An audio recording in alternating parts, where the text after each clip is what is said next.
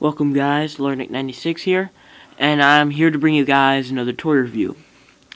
Now, since I did Hydra yesterday, or Hydra, I thought it'd be fitting for me to do this guy, since he's a lot like, he's released in the same line.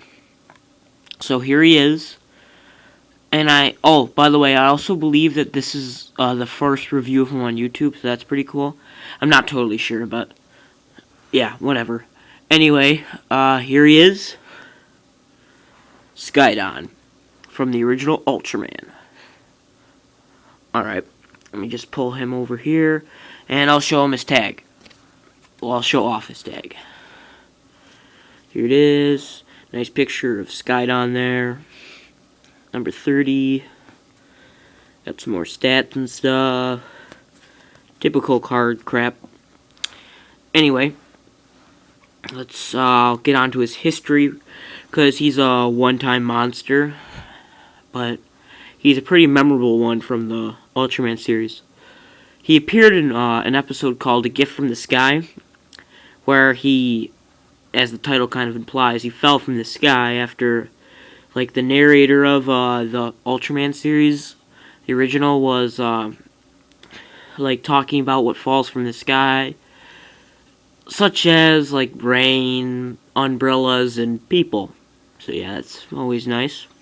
But anyway, he fell from the sky and was like attacking this fuel place, I want to say. It's kind of like a factory. And yeah, he was just attacking it at first and then ended up falling asleep, because that's one of his trademark things in that episode, is he always fell asleep. So then the Science Patrol ended up showing up, and they were, found out that he was extremely heavy because he was really big. So they ended up trying to do all these other, tactics and plans, and it was pretty funny. Like, one of them, they, got him in a net that they used for Gomra, and they were trying to lift him up and fly him into space, but he ended up just breaking free and falling back on Earth. And then one time, Ultraman appeared. I don't know which order all the plans went into, but I'm just telling you all of them. Ultraman appeared, and he tried to fight the monster.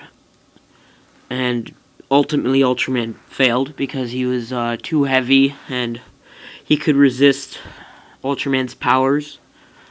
So then eventually, they did one move where they shot a rocket right into his butt. And that was pretty funny, because earlier on in the series, they did that to another monster, and that sent him flying off into space. But, this time, it just made him, move faster, and they were saying he was dancing and stuff, so it's pretty funny.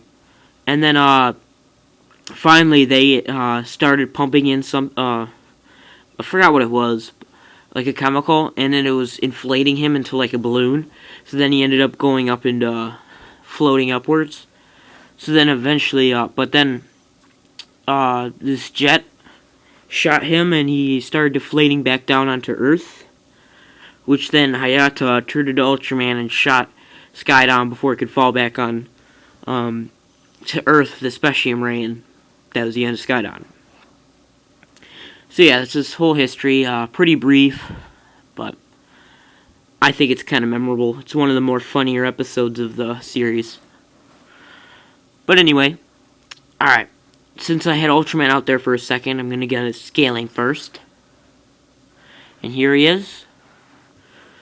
The opponent he fought, Ultraman. Now this is way off, because Skydon, as I said, he was big and heavy, so he was about that big. Because especially at the part where he was going like that, trying to lift him, and when Skydon fell on him, he was huge. Skydon, he was like as big as him, and the tail was over his body, so Skydon is way too small. Now let's get out another character, just for fun. Here is Bandai Creations Hedorah. Yeah, again, Skydon needs to be much, much bigger. About that big. He just looks so small. And then let's pull out everyone's favorite second form of their favorite kaiju, EX Gomra. Now this is a little bit better, but again, Skydon should be a bit bigger. But this isn't as bad, because EX Gomra is kind of hunched over. So yeah. So scaling isn't really, it's not good at all. He's pretty small. But some of the other aspects kind of boosts him up. So I'll get on to detail. Now detail's really accurate. They got a nice face. It's a lot like the suit. All the patterns and etching is really nice. And this is a little too small. I think it was much bigger because Ultraman was able to grip onto this with both hands. And he was trying to drag him. Got all the spikes around him. Got some layers under his body. Not really detailed down there, but it's just his underbelly. And they even sculpted in the mouth. And then his teeth are individually sculpted, which is nice. So yeah, detail on this guy is really nice. He looks a lot like what he did in the episode. And as for paint job, it's somewhat accurate, but if you can tell on the card, he was like a really dirty looking brown. Here he just looks like a really dark brown. And then he's got some random like silver highlights on his back.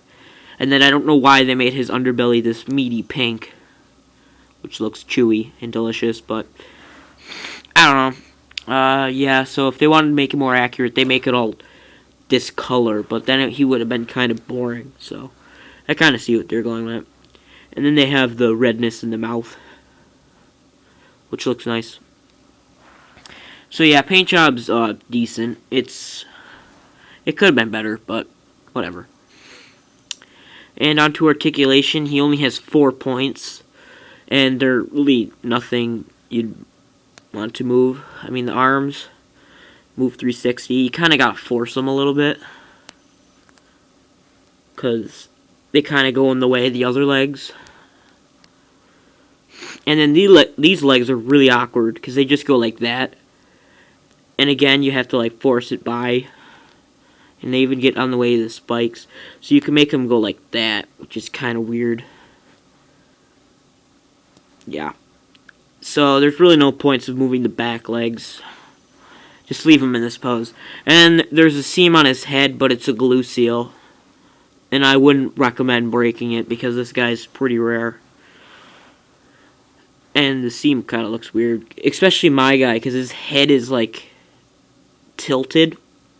But it's not too bad. So yeah, articulation's basic. I mean, you really wouldn't want to move them around that much. You might want to move these a little bit so you can make them stand up higher, but it's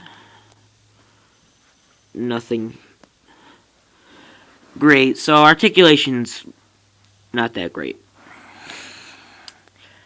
So I think I've got most of the stuff. So yeah, I think I got most of his things. So his articulation is meh. It's okay. Not the best. They could have made the tail move, but that really would have been worthless. So yeah, articulation's fine. Paint job is okay. They could have made their more this color, but then he wouldn't have looked as, you know, stand out as he does.